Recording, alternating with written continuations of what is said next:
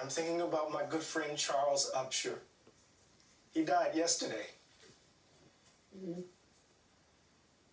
of COVID. Died yesterday. And, you know, the selfishness that has kind of suffocated the land was held at arm's length for a moment. We've needed a national ritual to mourn so that we can think about the mourning. And then for a moment, just listening to the words and the song and seeing the lights, President-elect Joe Biden and Vice President Harris pulled the grief and regret out of the privacy of our hearts, if just for a moment, so that we all could share it. Cardinal Gregory put it powerfully, sorrow unites us, you know? We needed this ritual because the dead weren't settled. People didn't die right, Nicole. And coming out of my tradition, when folk don't die right, they haunt. So, you know, I'm thinking of Charlie, when he would slice that golf ball and cuss at the top of his lungs, or we would sit down and smoke cigars and talk about how bad we played and how good we would play the next round, and thinking about all of those folks who, just for the moment, the nation shared their grief. Oh, what a first step, what a beautiful step. So I'm gonna, you know, I'm reminded of the psalmist, you know? He heals the brokenhearted and binds up their wounds. Maybe the death will speak to us now. Maybe they can rest now.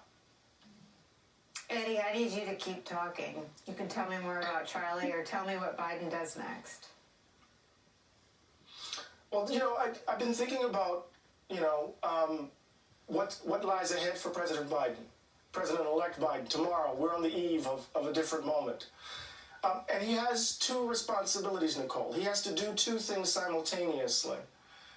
An inaugural address that has to do what Abraham Lincoln did in his second inaugural, as he spoke to the dead, the carnage of the Civil War, and what it ushered in.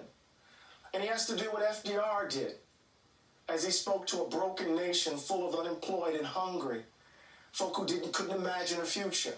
He has to do both of those at once. What we just saw spoke to my heart. It was beyond politics. It allowed me to finally just say goodbye to Charlie in a different sort of way. I've been trying to, all night I've been up, thinking about him, you know? And I can imagine my close friend thinking about her mother, all the folks who've lost folks. So it's a step to us finally putting behind the horror of the last 4 years and maybe putting behind the ugliness that has so threatened the country. So I'm thankful for the ritual. We need our rituals of mourning. Yeah. We need our national rituals of sorrow, Nicole. I agree. Claire McCaskill's watching along with us. Claire, it would have taken nothing for the sitting president to do what we just saw. We've lost 100,000 people since December. First, let me just say to Eddie, I'm so sorry about your friend. We all have to take a moment to tell everyone we care about how sorry we are for their friends and for their family. And that's what Joe Biden did tonight. It was simple. It wasn't elaborate. It was solemn. And there's two parts of this. It's not just the grief, but it's also the fear. America has been afraid because of this pandemic. When is it going to strike? Is it going to get my children if they go to school? Am I going to catch it if I teach? Will I get it when I go to the grocery store? Is my grandfather going to die? And that fear was ignored by the President of the United States.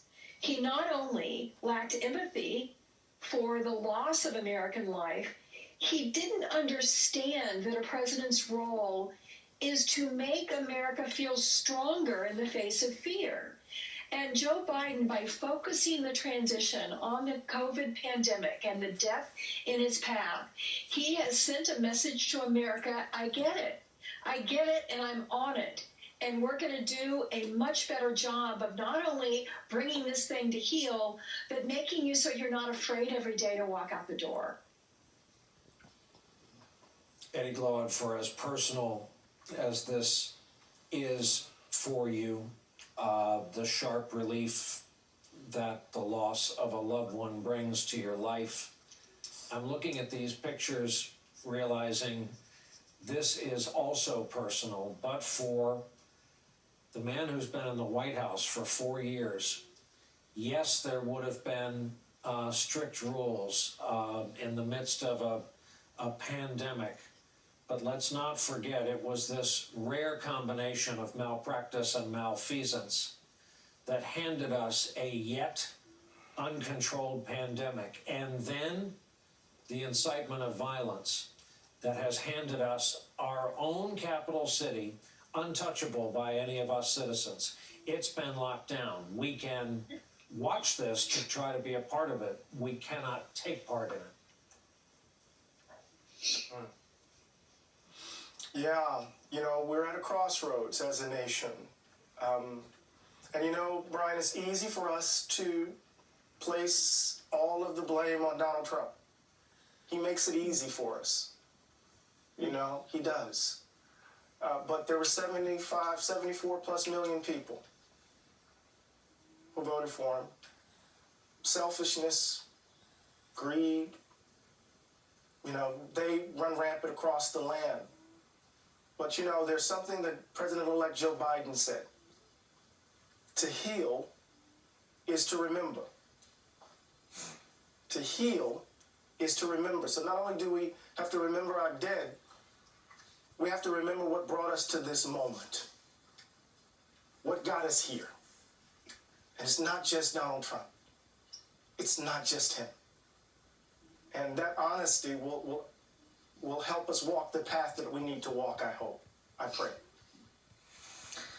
Chris Jansing has been covering this event on the ground there for us. Chris Jansing, you generously shared the loss of your Aunt Margie.